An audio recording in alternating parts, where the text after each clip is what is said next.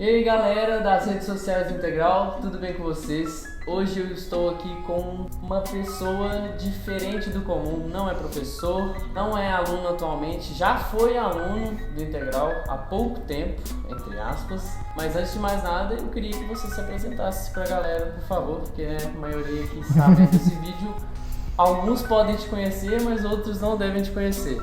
E aí galera, prazer, eu sou o Rodolfo.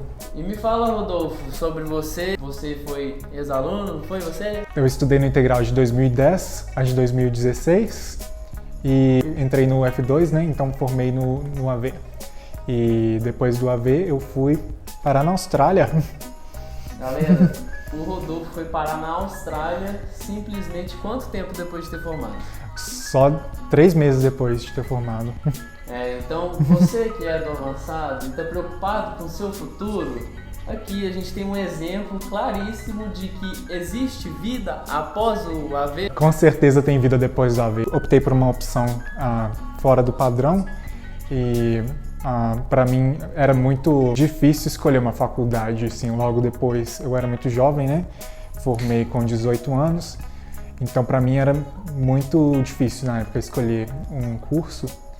E eu acabei não escolhendo, fui estudar inglês na Austrália e, fiquei.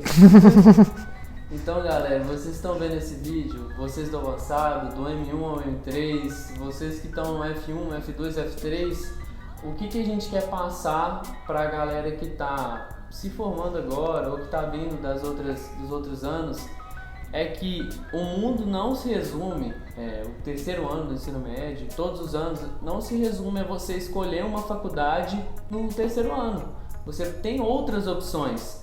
E a gente está aqui com um ex-aluno do Integral, que é exemplo desse tema que a gente está conversando sobre. E ele foi para a Austrália 3 meses depois de ter formado e hoje é completamente feliz, não é? Eu sou muito feliz lá na Austrália, eu me sinto muito realizado com o trabalho que eu faço. Eu construí a minha vida lá e não tenho intenção de voltar. Conta um pouquinho mais pra galera o que você faz lá, com o que você trabalha. Então eu trabalho na área de eventos, né? Eu trabalho na área de execução de eventos.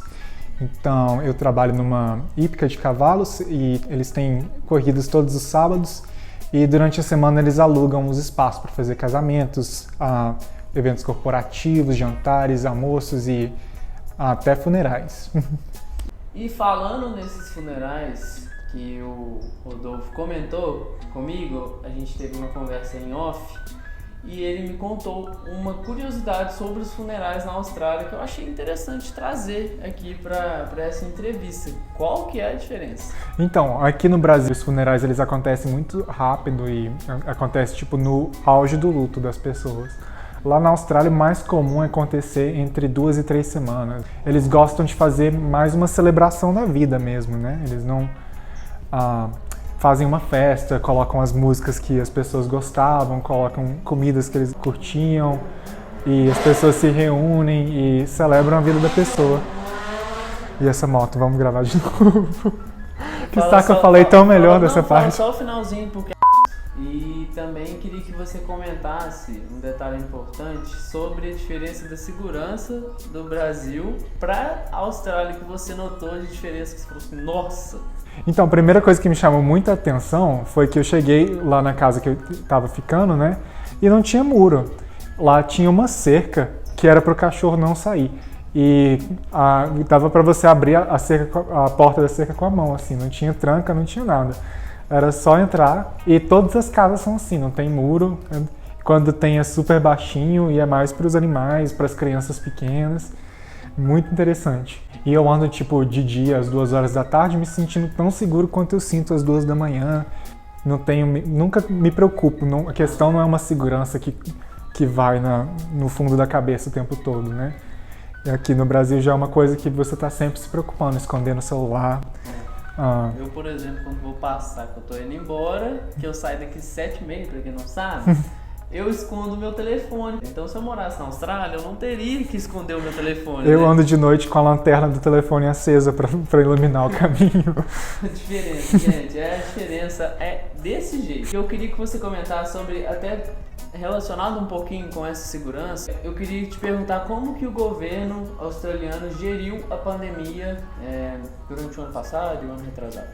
Então, a pandemia, tipo, na Austrália inteira, no início houve um lockdown muito forte.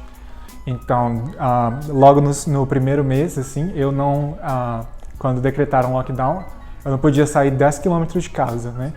Então, eu só podia sair de casa para ir na farmácia e para ir no supermercado e para coisas que eram urgentes, né? Hospital e etc. E toda vez que eu saía de casa tinha polícia e seguranças e pessoas contratadas para fiscalização e eles estavam sempre checando, né? E teve uma vez que eu tive que ir no médico, eu tive que apresentar uma carta do médico me autorizando a sair 10 km de casa e continuou, não tão severo assim, mas durante uns 3 meses ficou uma quarentena bem pesada e foi até zerar os casos. Mas aí, a parte de quando zerou os casos, no meu estado, ficou zerado até novembro do ano passado, quando eles abriram as fronteiras. E eles só abriram porque chegou a 91% da vacinação. 91% da população totalmente vacinada. Totalmente vacinada. Totalmente vacinada. Isso. E o Rodolfo também comentou comigo que ele teve que ficar 1 ano longe da família dele lá na Austrália por conta dessas determinações. Sim, né? Então, como o meu estado ele ficou o tempo todo sem grandes casos de Covid, né? A gente teve algumas contaminações isoladas, né? Tipo, aparecia um caso e eles já faziam um lockdown, tipo, de 2, 3 dias até, tipo, eles conseguirem identificar as pessoas que foram contaminadas e dizer que é seguro abrir tudo novamente.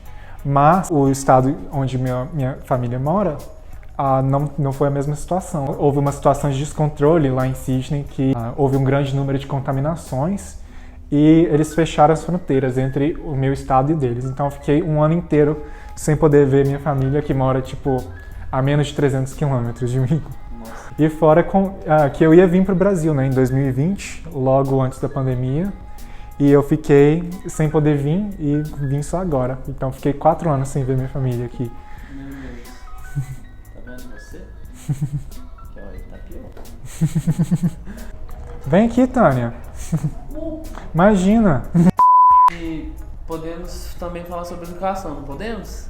Claro, vamos lá. E o Rodolfo me contou que lá na Austrália também eles têm um incentivo para intercambistas, né? Você que está querendo se mudar para a Austrália, estudando, tem um incentivo, né, para as pessoas poderem irem para lá e estudar e às vezes até trabalhar, né? Sim, então lá existem vários tipos de visto que abrem essa possibilidade de você estudar lá e tem vários cursos que são voltados para estrangeiros que vão que eles são, tipo, internacionais também, né? Que você usa você tira o diploma na Austrália, mas eles são válidos em vários lugares do mundo.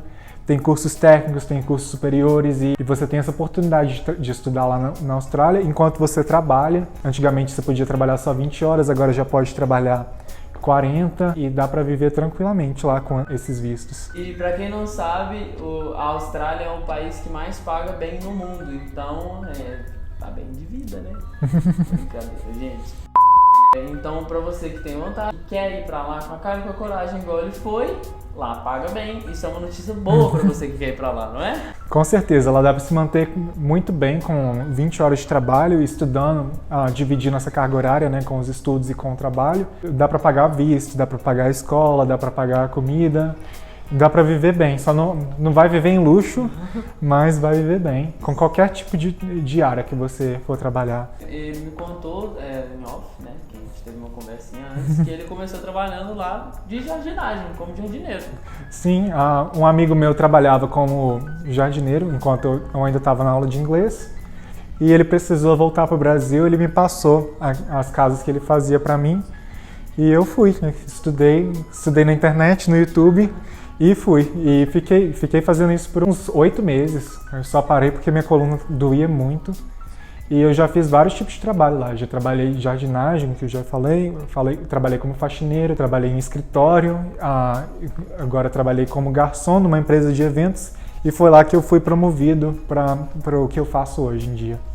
Entendi. Então, você que trabalhou com jardinagem, o que você acha da jardinagem do integral? O que você achou? É top demais. É tá muito bem cuidado. Principalmente o pé de amora ali, ó. Tá vendo, gente? Eu sei que vocês ficam indo lá no intervalo pra pegar a amora lá, viu? A gente tá de olho. E para finalizar, o Rodolfo vai deixar uma mensagem para vocês e um comentário também, porque a gente queria ressaltar, principalmente para o pessoal do avançado, até vocês que estão no F1, F3, M1 ou M3, para poderem já ir pensando e não se preocupando tanto e, né, se perdendo a cabeça por conta de escolher uma profissão, sendo que existem milhares de outras alternativas. O Rodolfo vai até dar alguns exemplos aqui e vai deixar uma mensagem para vocês. Então, gente, o que eu gostaria de dizer é que, tipo, faculdade não é a única solução e também não é uma solução definitiva, né?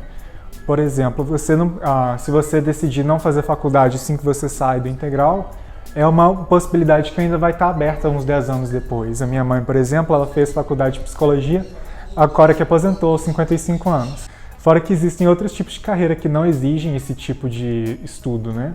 A minha irmã, por exemplo, ela fez 2 cursos de engenharia. Ela fez engenharia mecânica e...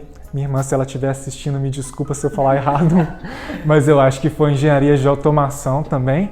E ela não trabalha em nenhuma das 2 áreas. Ela fez um curso técnico de 8 meses de programação e trabalha como programadora, tipo...